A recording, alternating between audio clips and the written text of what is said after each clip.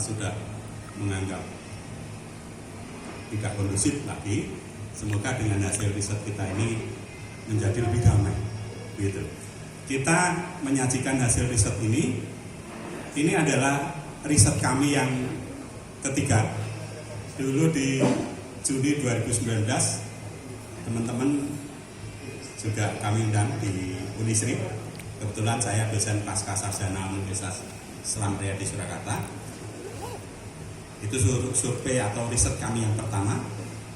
Yang kedua, riset kami di Januari 2020. Rencananya teman-teman juga mau kita undang. Tetapi setelah itu kan kita tahu sendiri ada pandemi COVID-19 itu. Lalu ini adalah riset yang ketiga. Nanti summary-nya akan kita sampaikan juga di paparan. Beberapa teman-teman wartawan yang sudah dikirimi broadcast laporan survei dari Pak Arno, tapi yang belum nanti bisa minta ke Pak Arno maupun ke Mas Andi, gitu, yang kita tayangkan di sini. Riset kita ini kita berikan judul laporan survei H-6 bulan. Ini penting. H-6 bulan ini adalah awal dari kontestasi politik yang cukup krusial. Nanti ada lagi tonggaknya di H-3 bulan. Kemudian ada satu lagi H-1 bulan. Di H-1 bulan itu bagi lembaga riset seperti Solo Raya Pulen, kita sudah bisa memprediksi siapa pasangan yang mana akan memperoleh suara seberapa, itu sudah kita bisa prediksi dengan baik H-1 bulan ini. Nah, pengumpulan data yang kita lakukan selama 1 minggu, tanggal 14 kita sudah turun, masih di atas Mas Andi, 14 sampai dengan 20 Januari. Dari 20 Juni itu kita kumpulkan untuk mengumpulkan data lapangan. Sebenarnya slide berikutnya Mas. Sebenarnya riset kita tidak hanya berkaitan dengan politika personal, tetapi ada 5 item yang kita riset, gitu. Yang pertama adalah distribusi politika personal. Kemudian yang kedua adalah ini yang cukup menarik, nanti datanya juga yang kita sampaikan, persepsi hubungan harmonis antara bakal calon wali kota Gibran dengan struktural PDIP yang oleh beberapa masyarakat itu dianggap sudah agak mengkhawatirkan. Tetapi hasil riset kita tidak seperti itu. Kemudian yang ketiga adalah pendapat publik tentang waktu pelaksanaan ini yang ketiga ini saya kira belum kita laksanakan ya, tapi yang keempat sudah ada, yang kelima juga sudah ada, tapi nanti kita fokus pada yang pertama sama yang kedua, karena itu yang berkaitan dengan politik. Kemudian untuk metodologi ini adalah salah satu kunci apakah sebuah survei itu berkualitas atau tidak. Kita di dalam survei kita jumlah sampelnya adalah 1008 yang kita ambil dari 126 titik lokasi survei. Masing-masing titik lokasi survei kita mewawancari 8 responden, 8 responden ini kita acak dari DPT, daftar pemilih tetap di TPS. Jadi titik lokasi survei itu adalah TPS. Gitu. DPT itu adalah kita jadikan kerangka sampling. Kerangka sampling inilah yang menjamin setiap anggota populasi memiliki kesempatan yang sama untuk menjadi sampel. Ini penting sekali. Jadi kalau teman-teman melakukan riset itu penting sekali untuk memiliki yang disebut dengan kerangka sampling. Kerangka sampling ini yang memungkinkan menjamin setiap sampel setiap populasi memiliki kesempatan probabilitas yang sama untuk menjadi sampel. Teknik pengumpulan data face to face dengan instrumen kuesioner tertutup dan alat peraga, nanti akan saya jelaskan di hasilnya. Kemudian teknik analisis kita dibantu dengan software SPSS 18. Gitu. Ini titik lokasi surveinya yang saya katakan 128 titik lokasi survei itu. Di Lawean itu ada 20 titik lokasi survei, 160 responden. Di Kecamatan Serengan itu ada 11 titik lokasi survei, 88 responden. Kemudian di Pasar Kliwon 17 titik lokasi survei. Di Kecamatan Banjarsari ada 26 titik lokasi survei.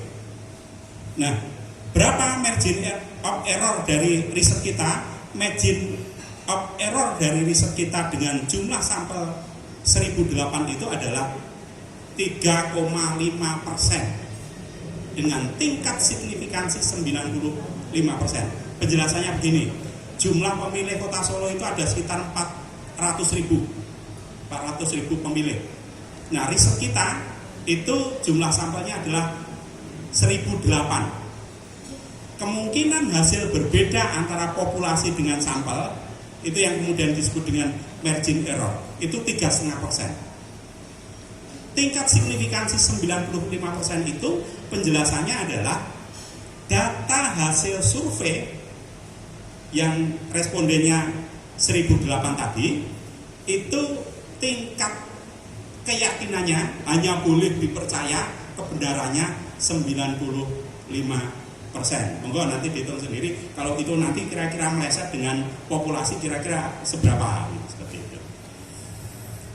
Ya, lajeng ini adalah teknik pengumpulan data. Di slide saya kira juga di nanti materi yang saya berikan ke teman-teman sekalian juga ada. Nah, kita masuk ke hasil survei political personal calon wali kota, wakil wali kota Solo. Pertanyaan pertama tentang political personal itu adalah popularitas. Kita menggunakan instrumen gambar. Nah, instrumen gambar itu kok ada Bu Megawati, ada Pak Jokowi, ada Pak Prabowo, itu apa itu? Gini Bapak sekalian, kita ingin menyampaikan persepsi antara kami Solo Raya Polit dengan masyarakat yang dimaksud dengan popularitas. Popularitas itu dikenali. Maka kita sodorkan gambarnya Pak Jokowi dulu. Penyan perso enggak ini siapa? Pak Jokowi. Penyan perso enggak ini siapa? Pak Prabowo.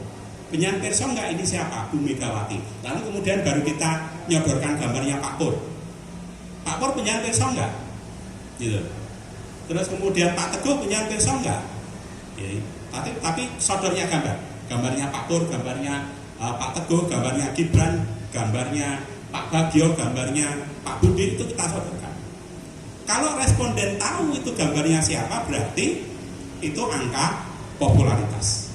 Itu yang kita maksud popularitas. Untuk menanyakan tingkat pengenalan yang kemudian disebut popularitas, kita nggak bisa. Hasilnya akan beda. Kalau sekedar tanya penyan pirsa enggak Pak Pur atau Ahmad Purnomo, tidak bisa. Gitu. Itu hasilnya bisa sih ditanyakan seperti itu bisa, tetapi hasilnya akan berbeda kalau dengan menggunakan instrumen ini. Gitu. Makanya setiap kali survei untuk mengecek popularitas kita menggunakan instrumen gambar dengan awalan orang terkenal dulu, biar sama persepsinya. Oh, yang dimaksud kenal itu seperti itu toh, perso itu seperti itu loh. Ini kadang-kadang misalkan teman-teman yang hukum biasanya kenal yang diri bareng. Setelah di pengadilan tanya, kenal nggak sama ini? Nggak kenal, itu seperti itu. Itu untuk membiaskan persepsi itu. Nah, ini adalah karakteristik responden kita. Jadi karakteristik responden kita itu kita kelompokkan dari karakteristik pekerjaan rumah tangga, gender, kelompok usia, keyakinan agama. Nah, keyakinan agama ini yang menarik. Ada Islam NU, ada Islam Muhammadiyah, ada Islam lainnya, kemudian ada Nasrani Kristen, ada Nasrani Katolik, ada Hindu Buddha, kita jadikan satu dan lainnya. Itu bisa kita pisahkan itu. Dan Bapak Ibu sekalian perlu penyelesaian semua ada datanya. Jadi dari tingkat distribusi karakteristik responden kita cukup menyebar hasil riset kita ini. Ini yang saya maksud dengan ketepatan metodologi. Ketepatan metodologi ini adalah salah satu kunci kualitas dari sebuah survei. Hasilnya bagaimana? Terus Mas Andi. Nah, ini hasilnya. Popularitas. Kita ada tadi 6, ada Gibran, ada Purnomo, ada Teguh, ada Budi, ada Bagio, ada Parjo. Gibran dan Purnomo itu memiliki tingkat popularitas sangat matang. Hampir semua orang Solo tahu. Gibran itu 99% masyarakat Solo tahu siapa itu Gibran. Gitu. Purnomo 94. Gitu. Pak Teguh itu 74. Gitu. Rekan-rekan pers yang saya hormati, untuk running di pilkada itu ada syarat popularitas. Berapa thresholdnya popularitas itu untuk serius running di pilkada itu? 80%. Jadi kalau teori saya H-3 bulan kandidat yang running di pilkada popularitasnya belum mencapai 80%, sebaiknya muncal anduk saja, menyerah saja. Itu nggak memenuhi syarat untuk bisa menang, gitu. Ya, baru kalau kemudian 80% itu H-3 bulan. Kalau H-6 bulan seperti sekarang ini, seperti misalkan Pak Teguh, itu sudah bagus.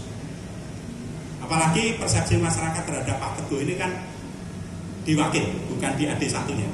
Nah, itu sudah cukup bagus. Kalau posisinya AD2 atau wakil kepala daerah, calon wakil kepala daerah, ini biasanya tuntutan popularitasnya tidak setinggi kalau kepala daerah. Gitu. Kemudian ada Pak Budi, itu 39%, ada Pak Bagio itu 26%, Pak Parjo itu 20%. Pak Bagio dan Pak Parjo ini pasangan yang memperkenalkan dirinya sebagai pasangan tikus piti. Tikus piti garis Bapak Anoto baris. Kemudian variabel yang kedua, teman-teman pers, yang kita cek adalah elektabilitas. Pertanyaan elektabilitas kita bagi dua, pertanyaan terbuka dan pertanyaan tertutup. Pertanyaan terbuka itu kita tidak sediakan alternatif jawaban. Bunyi pertanyaannya adalah, Pilkada Surakarta sedianya dilaksanakan 9 Desember 2020, masih 6 bulan lagi. Namun bila pilkada dilakukan sekarang, pilihan wali kota Anda siapa? Tanpa menyebutkan opsi calon wali kota. Nah, itu ternyata hasilnya adalah Gibran 55%, Purnomo 35%, Teguh 5% saja. Itu data renumerasinya ada di situ. Nanti bisa kita diskusikan lebih jauh. Kemudian ini adalah instrumen elektabilitas personal tertutup. Gitu. Elektabilitas personal tertutup. Kalau tadi itu hanya kita survei, so nggak ini siapa ini. Nah, sekarang mereka sudah besok, karena ketika dia tidak tahu, kemudian kita beritahu. Sekarang dia sudah tahu. Lalu kita sodorkan lagi 6 gambar ini. Ini adalah calon wali kota, wakil wali kota Surakarta. Kalau pilkada dilakukan sekarang, jenengan di antara 6 ini milih yang mana? Gitu. Itu pertanyaannya pertanyaan tertutup dan hasilnya silakan hasilnya. Nah, ini hasilnya. Gibran masih stabil di 55%, Pak Purnomo naik 1% dari 35 menjadi 36, Pak Teguh turun dari 5% menjadi 4%. Sedangkan Budi, Bagio, Suparjo ini tidak terlalu tinggi atau rendah gitu. Nah, dari 1008 responden yang kita wawancara itu, 38 responden menyatakan belum memiliki jawaban, tidak mau jawab. Dan itu 4% yang kemudian kita sebut di situ adalah TTTJ, tidak mau, tidak jawab. Begitu. Kemudian saya tadi sampaikan kepada teman-teman, ini riset kita sebelumnya, 2 riset kita sebelumnya. Yang kotak pertama itu adalah riset tahun survei yang di sini, survei Juli 2019, Juli ya. Juni, tetapi rilis kita di Juli 2019. Pak Purnomo itu tingkat elektabilitasnya 38%. Gitu. Kemudian Mas Gibran baru 13%. Sedangkan pada survei Januari 2020 Pak Purnomo naik tinggi menjadi 46,6%. Tapi Gibran mengalami loncatan yang cukup tinggi menjadi 40,4%. Teguh 5,3%. Gitu. Ini ada datanya. Gitu. Teguh yang dulunya 11% turun. Gitu. Jadi 5,3%. Gitu. Kalau Mas Gibran itu perbandingan antara survei Juli 2019 dengan Januari 2020 itu tingkat akselerasinya 3,07 kali atau 307% dari elektabilitas 13 ke elektabilitas 40. Purnomo juga mengalami kenaikan sebesar 8,6%. Data ini mengindikasikan mesin politik Gibran itu bekerja lebih baik dibanding Pak Purnomo antara Juli 2019 atau Juni 2019 ke Januari itu. Nah, kalau coba kita lihat selanjutnya Mas Andi, ketiga survei ini datanya seperti ini. Teman-teman coba perhatikan. Purnomo di Juni 2019 itu 38, Mas Gibran 13. Kemudian di Januari Purnomo 46, Gibran 40. Nah, sekarang ada crossing di sekitar bulan Maret April ada crossing, dan itu ketika mulai terjadi pandemi corona itu. Gitu. Informasi catatan lapangan dari teman-teman yang kita terjunkan itu, ketika di pandemi itu Pak Purnomo dipersepsikan oleh masyarakat, turunnya ke masyarakat kurang, jauh lebih masif Gibran, gitu, jauh lebih masif Gibran. Gibran ini selama pandemi turun ke masyarakat. Ini catatan dari teman-teman yang kita terjunkan di lapangan. Berapa jumlah pasukan saya Solo Raya Polling yang ke masyarakat itu ada sekitar 15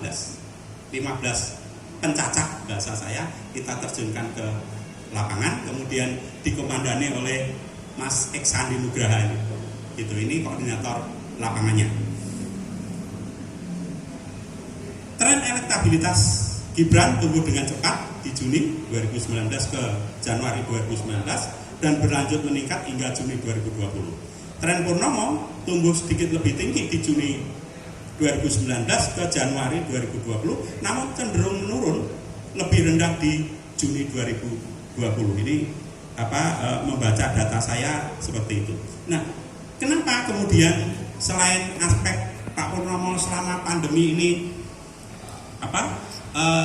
tidak turun yang mengakibatkan elektabilitasnya menurun, ada satu yang teman-teman juga pahami, gitu, manuver politik dari Pak Purnomo yang kemudian dipersepsikan negatif oleh masyarakat, gitu, dipersepsikan negatif, gitu.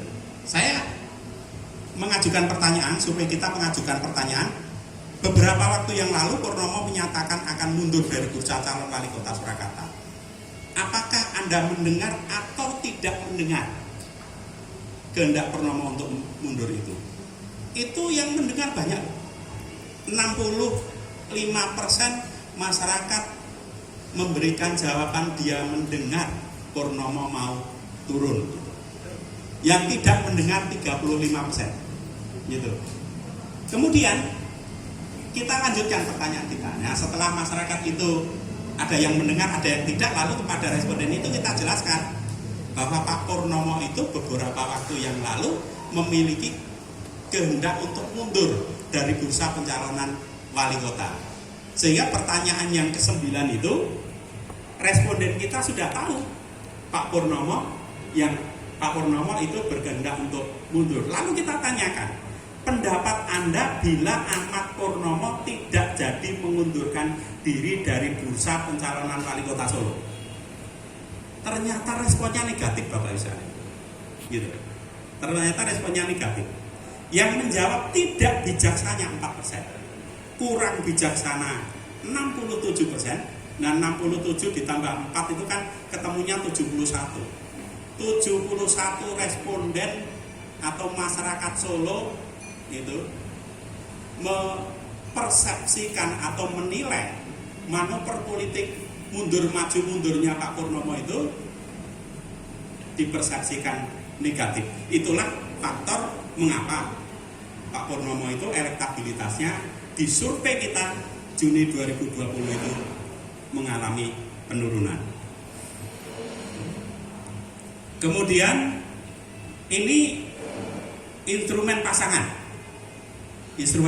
Jadi Bapak sekalian, ketika kita mengajukan pertanyaan tentang pilihan pasangan, maka kita mencoba mensimulasikan 3 pasangan, yaitu Ahmad Purnomo Teguh Prakoso, kemudian Gibran Raka Buming Raka Budi Prasetyo, kemudian pasangan yang ketiga adalah Bagio Wahyono dan FX Suparjo. Instrumen ini bentuknya kertas atau instrumen surat suara pemilih. Jadi setiap responden yang jumlahnya 1008 tadi, masing-masing kita beri 1 kertas suara instrumen pemilih. Instrumen kertas suara pemilih itu kita beri 1 dalam bentuk lipatan. Kita minta kepada responden untuk mencoblos.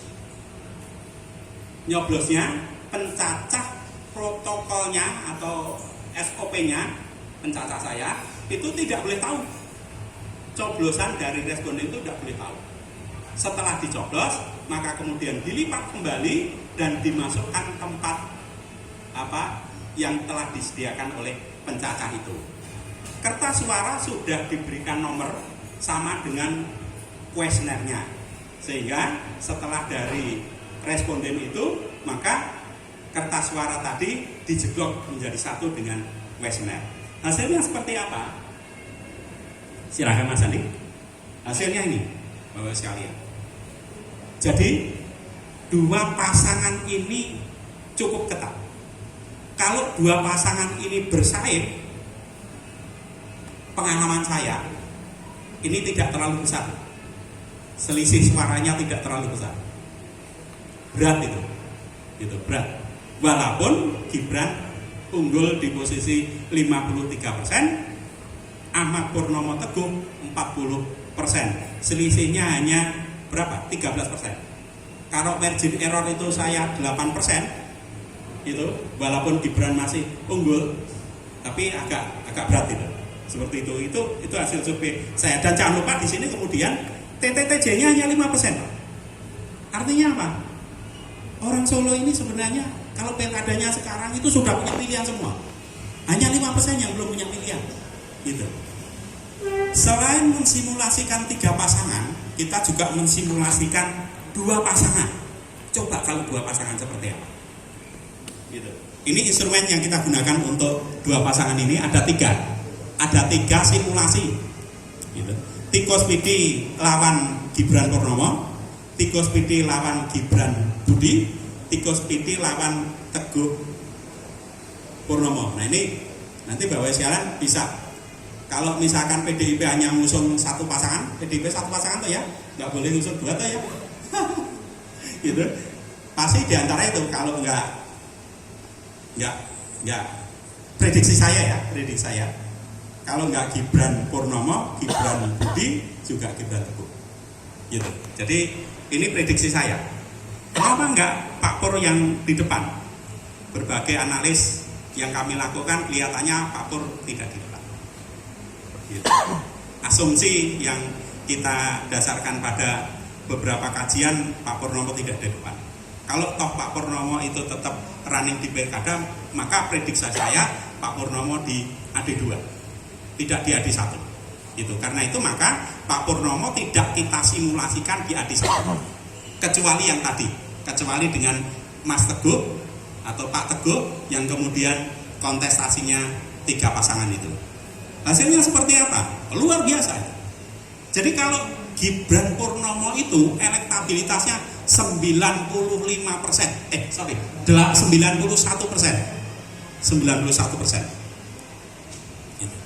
Baik pendukung Purnomo maupun pendukung Teguh, pendukung Gibran itu menghendaki dua tokoh ini sebenarnya bersatu. Dan jangan lupa TTTJ-nya hanya 7%. Gitu. Kalau ini kejadian, nanti saya nggak tahu rekomendasinya kemana, tapi hasil riset kita, kalau yang diusung PDIP itu adalah Gibran Purnomo, pilkada sudah selesai. Pilkada sudah selesai, aman, damai, sentosa, gitu. Dan PDIP mengulang sukses pilkada 2010 pasangan Jokowi Rudi, posisinya juga 90%. Gitu. Nah, tapi apakah seperti itu saya nggak tahu. Gitu. Tapi hasil riset kita seperti itu. Kalau kemudian nanti riset kita itu kemudian ditindaklanjuti menjadi kebijakan partai, ya sudah, yang untung orang Solo. Wes damai, wes rasa ribut pilkada. Gitu, seperti itu. Nah, kemudian simulasi kedua adalah pasangan Tikus Piti versus Gibran Budi Prasetyo. Itu angkanya 74%, jauh lebih rendah dibanding Gibran Purnomo. Dan jangan lupa TTTJ-nya 23%. Banyak yang kuci, Pak. Itu banyak yang kuci, Pak. Kenapa Pak Pur tidak masuk? Kenapa si Pak Teguh tidak masuk? Banyak yang kuci, Pak. Itu walaupun masih 74%. Kemudian simulasi yang ketiga adalah Gibran Teguh. Gibran Teguh lebih tinggi dibanding Gibran Budi. Posisinya di 77%, ya lumayan lah. Tapi yang kuciwa masih banyak, 20%. Itu TTTJ-nya masih 20%. Nah, yang Tikus PD itu ya bergerak antara 1% sampai 3% lah. Gitu. Ya, moga-moga diparingi kesehatan aja lah. Gitu, seperti itu. Gitu. Paling tidak beliau sudah mengabdi untuk kepentingan masyarakat Solo, menawarkan diri agar Solo menjadi lebih baik, kita ada. Gitu. Perkara hasil survei kita seperti itu, ya moga-moga diterima dengan ikhlas lilor gowo. Gitu, seperti itu. Ini data ilmiah, gitu, data ilmiah. Kalau tidak percaya ya survei lagi. Gitu, seperti itu.